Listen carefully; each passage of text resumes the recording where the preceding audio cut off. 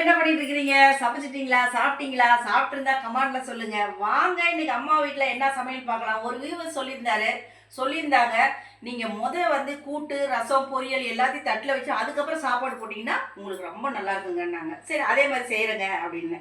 இங்கே பாருங்க, வெண்டைக்காய் பொரியல். இது முருங்கைக்கீரையும் சிறு பருப்பும் போட்டு கூட்டு வச்சுருக்கேன். ரெண்டாவது சாப்பாடு போட்டுலாம். இங்கே பாருங்கள், குழம்பு இது பீன்ஸு, சிகப்பு பீன்ஸும் உருளைக்கிழங்கு முருங்கைக்காய் போட்டு குழம்பு, பூண்டெல்லாம் தட்டி போட்டு சூப்பராக இருக்குங்க. இந்த குழம்பு அருமையாக இருக்குங்க. சாப்பாடு தட்டில் போடலாம். சும்மா கொஞ்சமாக போட்டுக்கலாங்க. கொஞ்சமாக போட்டுக்கலான்ட்டு நீங்கள் 3 கரண்டி 4 கரண்டி போடுறேன்னு சொல்லிடாதீங்க. அப்புறம் கொஞ்சம் தான் போட்டுக்கோங்க. பாருங்கள், சாப்பாடு போட்டு வச்சு குழம்ப அப்படி எடுத்து இப்படி ஊற்றுற தேன் மாதிரி இருக்குங்க குழம்பு. இது சப்பாத்திக்கு, தோசைக்கு, இட்லிக்கு எல்லாத்துக்குமே சாப்பிட்லாங்க.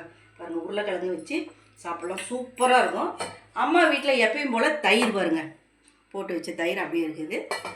வாங்க சாப்பிடலாம். இன்னைக்கு பிறந்தநாள் திருமணநாள் உள்ளவங்களுக்கு வாழ்த்து தெரிவிச்சுக்கிறேன். பாய்.